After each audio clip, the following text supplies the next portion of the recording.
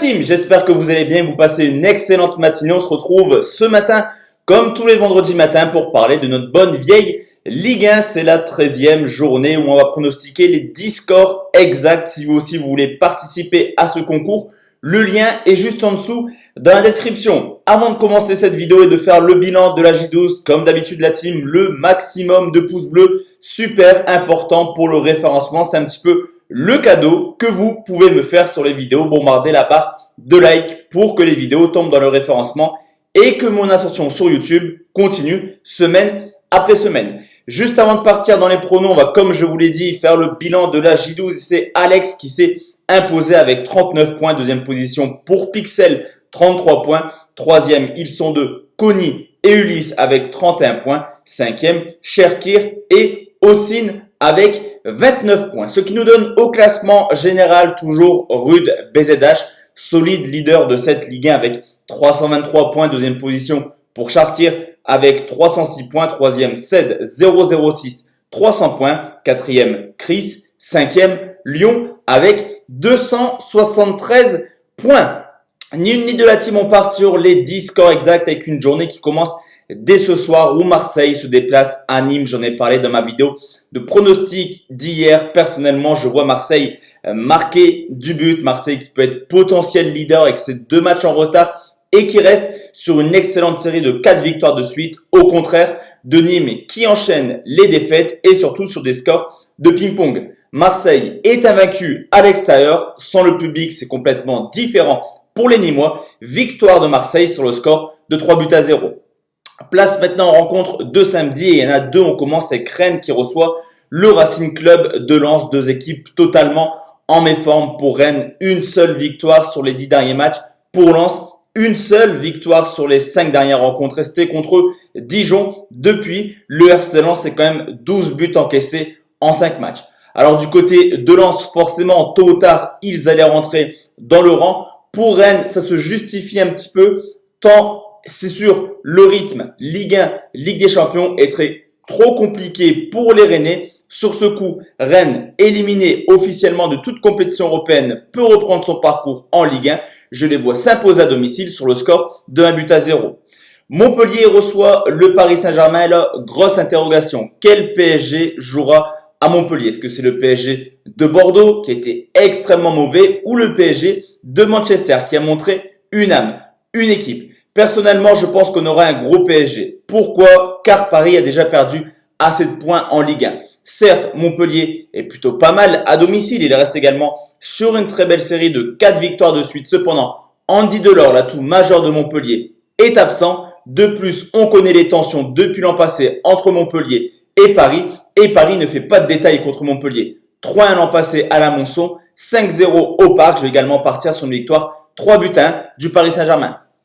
Place aux rencontres de dimanche. On commence extrêmement fort avec Lille qui reçoit Monaco. Deux équipes qui produisent un jeu vraiment alléchant. Le deuxième qui reçoit le quatrième. Alors Lille s'est qualifié officiellement hier pour les 16e de finale de l'Europa League. Et c'est vrai que le LOSC à domicile depuis maintenant 2 ans est vraiment une machine à victoire. Cependant, attention, car là aussi Monaco est plutôt en forme actuellement.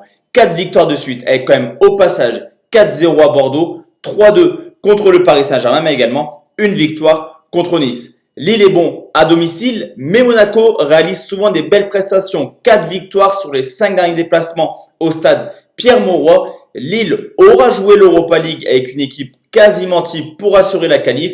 Attention, Monaco peut faire un coup. Je vais partir sur un match nul, un but partout. 5e match et c'est Nantes qui reçoit Strasbourg. Clairement un match de bas de classement entre les Strasbourgeois qui sont tout simplement la plus mauvaise équipe hors de leur base. Seulement 3 points pris, une équipe de Strasbourg toujours amputée entre guillemets de Cels et Motiba. Au contraire de Nantes qui réalise une belle saison pour l'instant à domicile. 2 victoires, 2 nuls pour seulement une défaite. Strasbourg, je vous l'ai dit, c'est 5 défaites en 6 matchs à l'extérieur. Les Nantais peuvent s'imposer difficilement. Victoire de Nantes sur le score de 1-0. Angers reçoit Lorient, une équipe d'Angers qui confirme année après année. C'est vrai qu'on les voit régulièrement dans le top 10 et c'est réellement leur place au vu du jeu proposé par les hommes de Moulin. Du côté de Lorient, c'est vraiment le promu qui a le plus de difficultés cette année. C'est d'ailleurs une équipe qui n'arrive pas à gagner Actuellement, un seul point pris sur les 5 dernières rencontres et surtout 0 but marqué. Certes, Angers reste sur 3 matchs sans victoire à domicile, mais dans le contenu, c'est plutôt plaisant. Je pense particulièrement à ce match contre Lyon. Angers peut s'imposer. Victoire d'Angers sur le score de 2-0. Les Bordelais reçoivent Brest et là, par contre, on a deux équipes extrêmement en forme. Brest reste tout simplement sur 3 victoires de suite. Il y a eu Lille, il y a eu Saint-Etienne, il y a eu Metz, mais Bordeaux également est plutôt pas mal actuellement. 4 points pris sur les 2 derniers déplacements en allant au PSG, mais également à Rennes. Bordeaux a forcément un atout majeur dans son équipe en la personne de Hatem Ben Arfa qui a fait une grosse prestation contre le Paris Saint-Germain. Et même si Bordeaux ne s'est jamais imposé à domicile contre Brest, Brest alterne le bon et le moins bon cette année. 6 victoires, 6 défaites. Je pense que Bordeaux peut donner une 7e défaite aux Brestois. Victoire des Girondins sur le score de 3-1. Dijon reçoit l'AS Saint-Etienne, deux équipes qui ont soufflé un petit peu le week-end dernier. Saint-Etienne a mis fin à une série de 7 défaites de suite. Dijon a mis fin à une série de 11 matchs sans victoire. Forcément, les deux équipes voudront se rassurer demain. Cependant, sur le papier, intrinsèquement, Saint-Etienne a quand même un effectif beaucoup plus élargi que les Dijonnais. De plus, quand on parle d'historique, Saint-Etienne s'est toujours imposé à Dijon. 5 victoires de suite, je pense que la 6e est possible. Victoire des hommes de Claude Puel sur le score de 2-1. Reims reçoit Nîmes, deux équipes extrêmement décevantes en ce début de saison. Reims est tout simplement la plus mauvaise équipe à domicile, tandis que Nice vient de se faire humilier une fois de plus en Europa League, éliminé dès la 5e journée. Et même si Nice est imposé 3 fois sur les 5 derniers déplacements, actuellement, ce n'est pas au top. Également, Dante, Dolberg, Attal, toujours absent, les 3 meilleurs joueurs de Nice qui commencent à manquer petit à petit. Là aussi, je pense que les 12 équipes voudront se rassurer et ça pourrait finir sur un match nul sur le score de 0-0.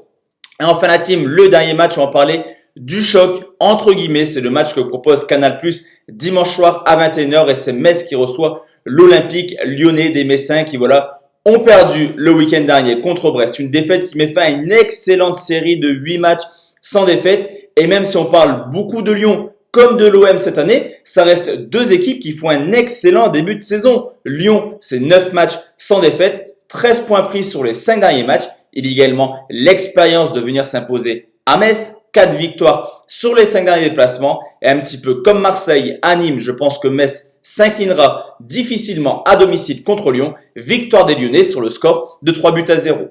Donc voici la team, mes 10 scores exacts pour cette Ligue 1. Comme d'habitude, n'hésitez pas à participer au concours et on se retrouve demain soir pour une nouvelle vidéo. Ciao, ciao!